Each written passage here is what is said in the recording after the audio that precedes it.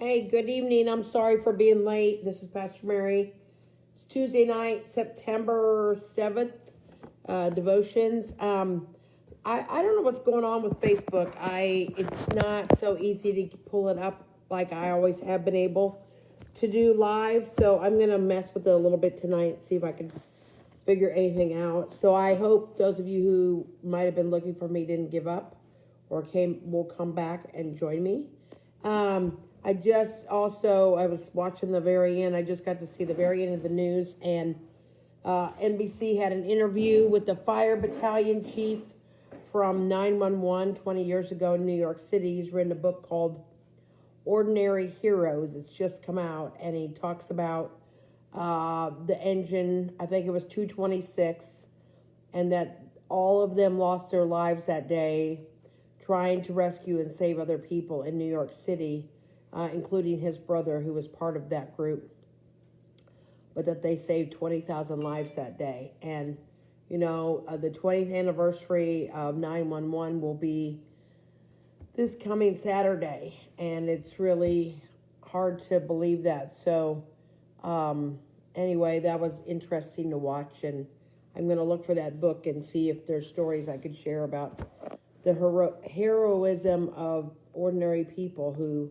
that day saved people. I've read some wonderful, amazing stories of people who led people to safety in the towers, and just amazing things to think about. So anyway, hey, good. Somebody's finally joining me. Maybe it's Cheryl. Sorry about being late. So, and, it was the holiday, and people may be thinking it's Tuesday or Monday instead of Tuesday, because I know I've done that a few times today, where I'm like, oh, yeah, it's Tuesday. So I work from home today because my brother Tim is on an airplane flying back to Kansas City as we speak. Hey, good evening, Kathy and Bill. I'm sure Bill is there. So I drove my brother Tim to the airport. And good evening, Betty. Good to have you here. Good evening, Linda. Great to have you here. So anyway, I work from home today because my brother Tim didn't leave till this evening. So I drove him to the airport, and actually it went really well.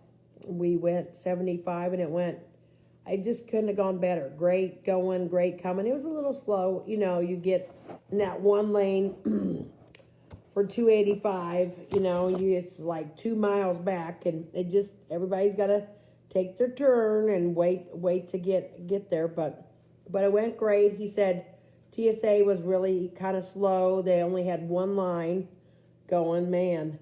But he made through. He got through a little before 6, and his flight was out at like 6:50, and he didn't have far to go with the plane train. We love the plane train. Christopher loves the plane train.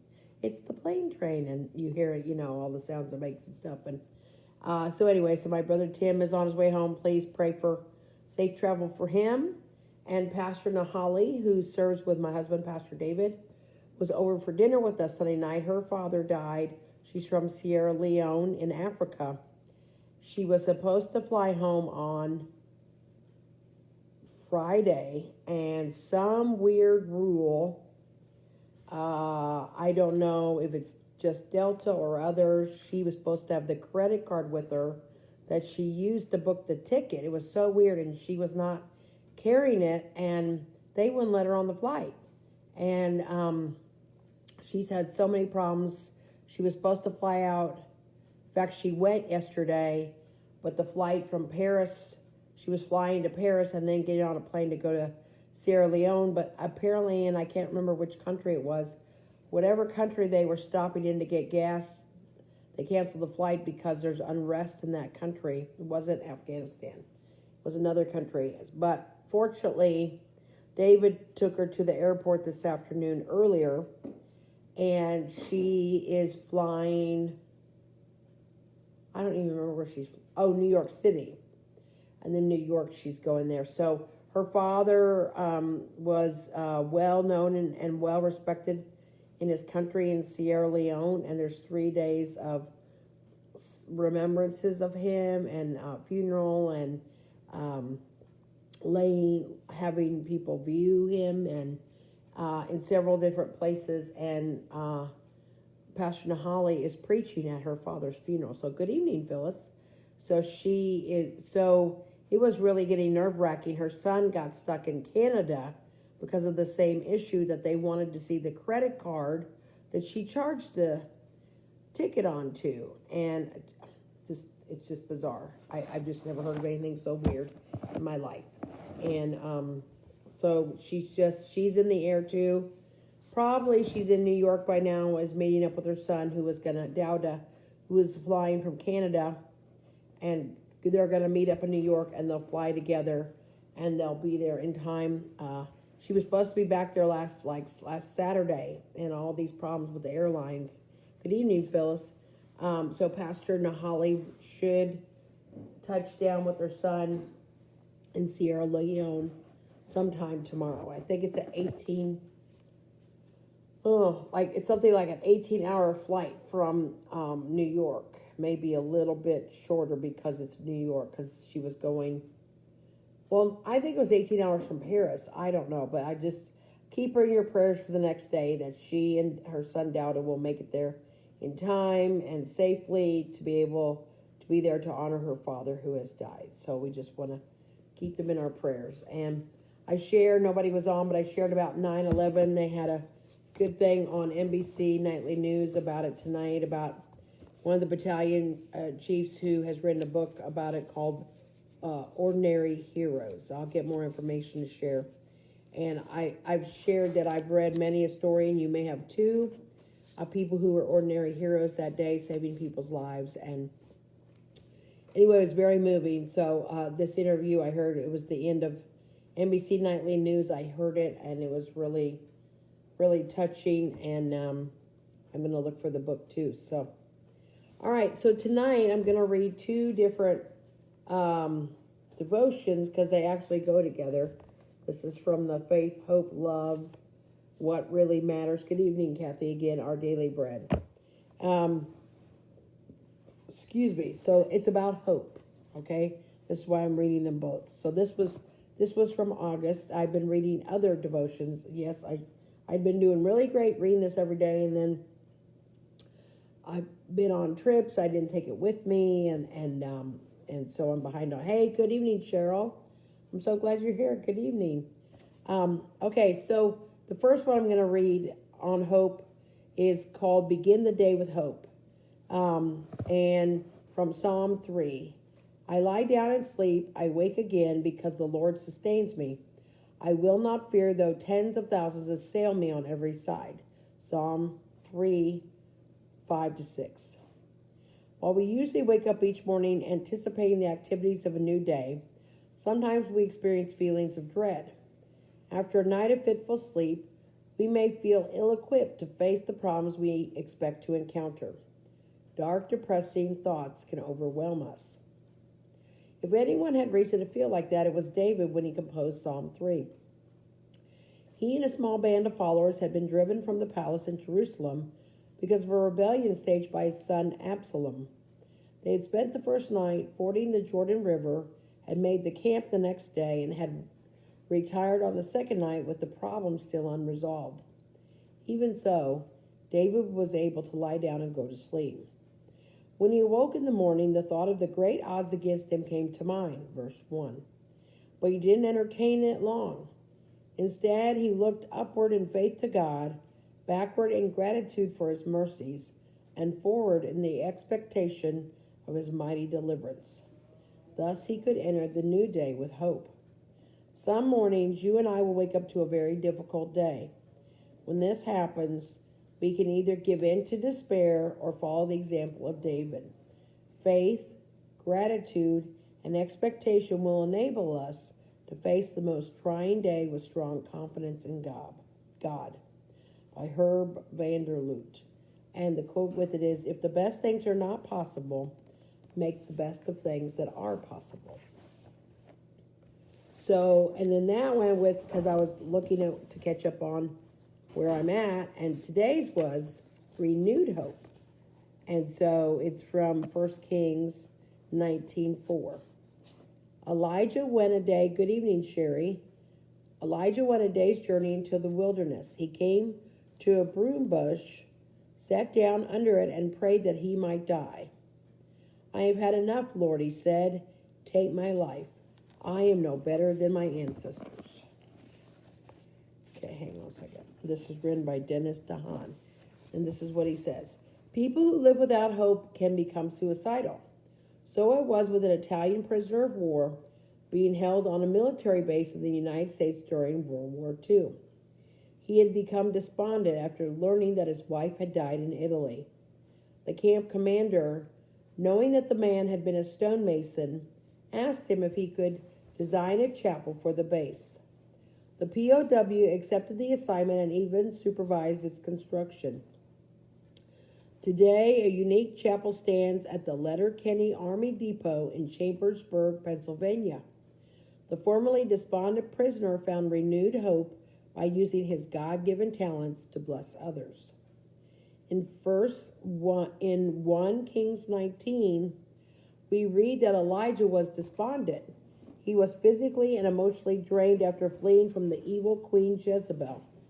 In despair, he asked God to take his life. Instead, the angel of the Lord ministered to his physical needs. Some days later, the Lord spoke to Elijah and told him that his work was not over.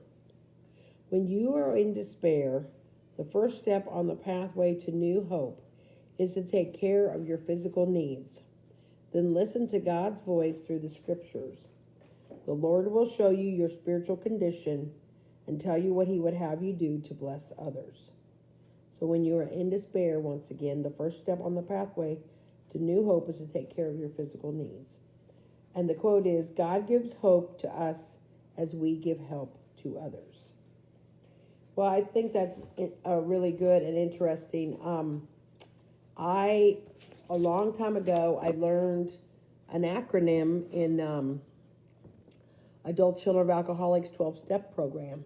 And what it is it says if you are to halt, if you are hungry, angry, lonely, or tired. How does that affect you? You know, if you're really starving, you know, all you can think about is you want to get something to eat. If you're lonely, you know, sometimes if you just feel alone, you can just have great despair because you feel so that, you know, you might feel that nobody cares or nobody's around or nobody's checking on you or you don't have anybody, you know, to spend time with. I've had several conversations lately with several of my dearest friends who, you know, we bemoan the fact that we don't live close to each other and we can't get together, you know, regularly, and that we miss having each other around. And I will say this weekend, my sister of my heart, my friend Deb, was here. And yes, Lynn, I knew you would be familiar. Okay. So you stopped there many times on your way to Scranton on Interstate 81. Well, now you know the story of it, don't you? Yeah, that's a great story. The man was emotionally drained. He was so alone and sad, right? And the commanding officer was smart and gave him something to fill him up, to use his talents, to help take his mind off a little while, you know, the emptiness he felt. So loneliness and tired, you know, have you been like that? If I get really tired, I'm not good for a whole lot. I need to be able to rest and get some rest, some downtime. Good evening, Miss Kathy Gates. I'm so glad you're on here. But so on the lonely part, so I was saying one of my dearest friends, Deb, and her husband, Tom, were here this weekend. My brother Tim was here, and Tim came in on Thursday. Deb and Tom came Friday night. They were on Friday night fun with us all three, which was great. We had a great time. We went antiquing on Saturday and thrift store shopping, and we had a lot of fun.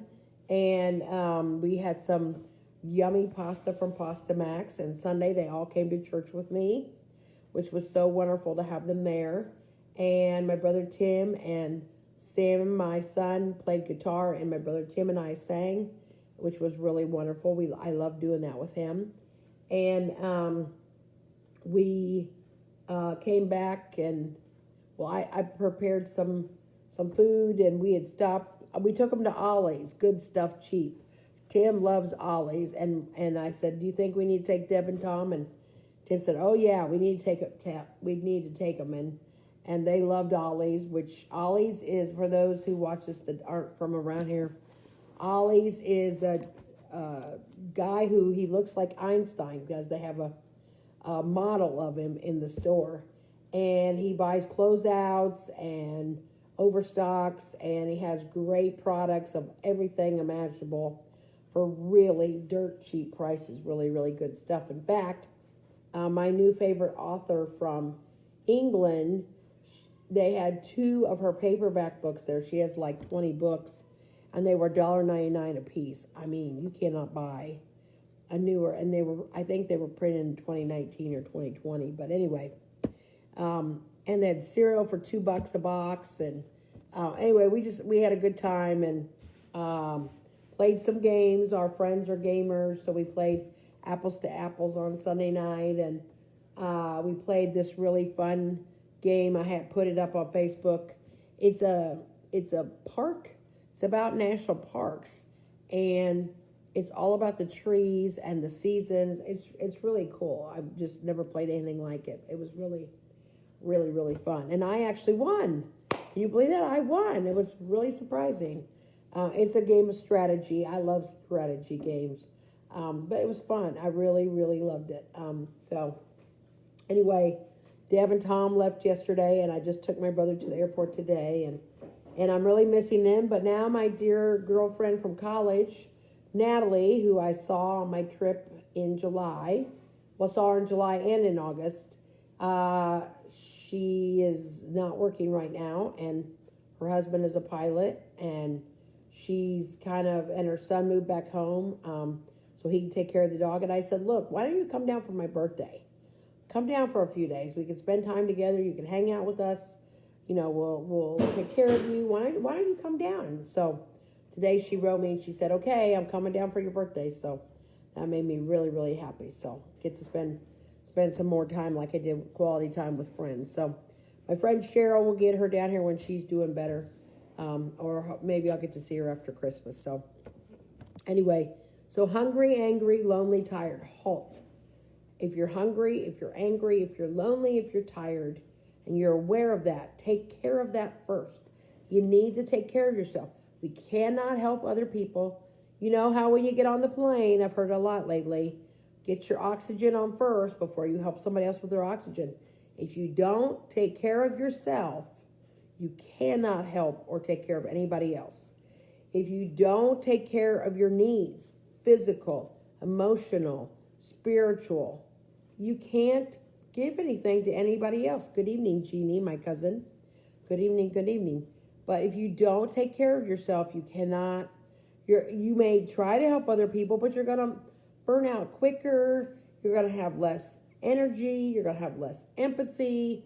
It's going to be difficult to take care of other people. And so you've got to, I often think, and I don't mean this as a general thing, but I especially encounter this with women. I often think women feel like, oh, it's selfish or wrong to take care of myself. No. God gave you one life. He created you in God's image, you, and God is neither male nor female, made up of both, of the beings. We are in God's image. We've got to take care of ourselves. It is not, to me, it's more of a sin to not take care of yourself. You're saying, God claims you and loves you and calls you worthy. And we ignore ourselves, and we don't take care of ourselves, and we don't look out for ourselves, and we fill ourselves up doing things for everybody else, and then we wonder why we're tired, why we're upset, why we're hungry, angry, lonely, tired. 1 year, I love to bake. I'm a baker. I mean, I like to cook. I love to cook, But I really love to bake. I love to bake. I've loved it since I started when we were in 4-H. Cheryl and I were in 4-H when we were 9 years old. I love it. I don't know. I just do. And I always make everybody's birthday cakes. I took decorating classes to make really cool cakes when the boys were little. I just made a chocolate peanut butter Snickers cheesecake for this weekend. I made that on Friday night for Tim's birthday and also to celebrate my friend Deb's birthday. Her birthday was a while ago, but she really hadn't got to celebrate it, so we celebrated their birthdays both on Sunday night. But for years, I made everybody's cakes just like my mom did. And, what do you want? I will make whatever you want. And it was probably, 8-9 years ago. I said, you know what? I don't want to make my own birthday cake. I don't even know what I want for my birthday, but I don't want to make it. So you all either need to make it or go buy it.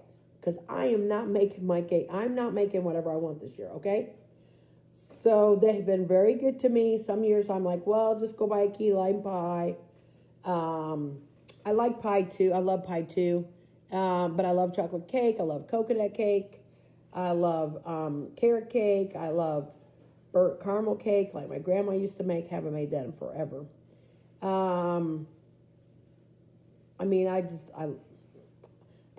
like vanilla cake, but I'm more of a chocolate or other, But anyway, so I just said, okay, that's it. I'm not making my birthday dessert anymore. I'm done. You either make it or you buy it. I don't care, and I'll tell you what I want that year. And because it was like, why do we have to make our own birthday cake? Well, sometimes we have to do that, don't we? Especially if we're on our own. But I was like, you know what? I don't care. Just go buy it. I'll tell you what I want this year. I change my mind every year. I don't pick the same thing every year. Cracker Barrel used to have a chocolate peanut butter pie. It was delicious. And I told David and Sam one year, I said, look, this is not hard to make. You can make me a peanut butter chocolate chip pie. Here, I'll get your recipe. They made it. It was great. So, sometimes we have to say, I need to put my feet up. I need to take a nap. I need to eat something. We need to take care of ourselves. And we need to recognize that and not feel bad about watching out for ourselves and taking good care of ourselves. I remember I had a friend, she was a member of one of my churches, and she's like, is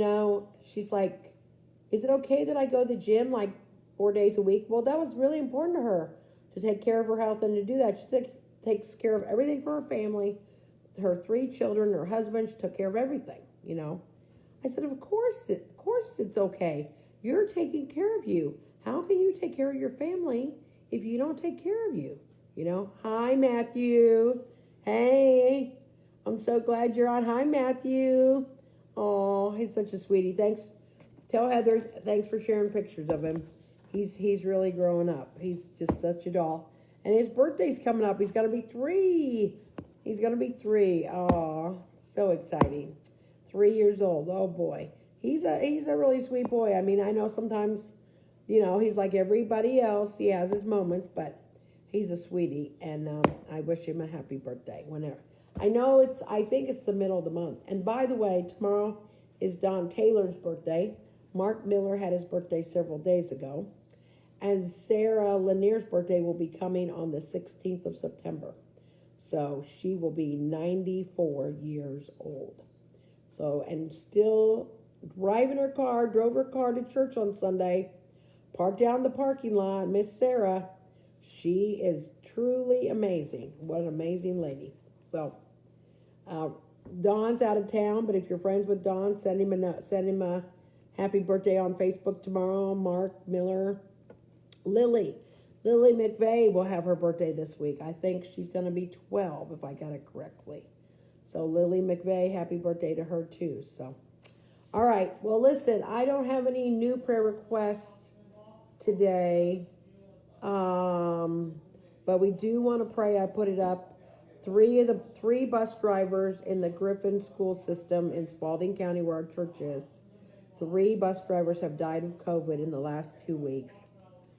And my heart just goes out to their families. I just feel for them so much. I feel for all the people who are suffering with COVID right now. I pray for my friend's son, who, thank God, as she said, he had his shot. He's 17. He got COVID. He's had some symptoms, but he's fortunately not had the respiratory problem. And she said he didn't have a fever today. And we just want to pray for his recovery. Pray that nobody else in his family gets it. Praying for all those who may be on the fence, that they will seriously consider getting the vaccine to help stop the spread of COVID. Praying for the doctors, the nurses, the techs, the aides, the hospital, the cafeteria workers, the cleaning people. Everybody works in the hospitals and in the medical clinics. Just that they will be sustained in what I know is just going on forever and ever. It's just so difficult. So, and we pray for those like the bus drivers and the grocery clerks and the waiters and waitresses in restaurants. We just pray for their safety, for them to stay healthy, and just, I just have, people can be mad at me. I'm just kind of done with it, but I just, as I always say, God created science. Science is good, and we listen to our scientists. I was listening to Dr. Francis Collins. He is the director of the National Institute of Health. He is a devout Christian, and as he said, I was watching something I had recorded of him speaking. He said, I'm not a political person. He said, but the science weighs out that we will stop the spread of COVID the more people get the vaccine. So I just pray for all of those listening or who will listen, for your protection and your strength, for your family's protection. And again, if you're on the fence, please do your reading. Look at the National Institute of Health. They are there not to support a political party. They are there to do the best by people's health. And is it perfect? No, but it's doing the job for so many people. And even if people get it, the number of people who go to the hospital who have had the vaccines is like 1%, maybe 2%. It's very low. And the percentage that die are less than 1% who have had the vaccine. Over 97, like 96, 97% of the people in the hospitals with COVID have not gotten the vaccine. Please, I'm begging you, please, if you have somebody you care about that they have not done it, do what I did. Say, I love you. I'm not angry. Please don't be angry at me. I'm very concerned about you. Please consider getting the shot.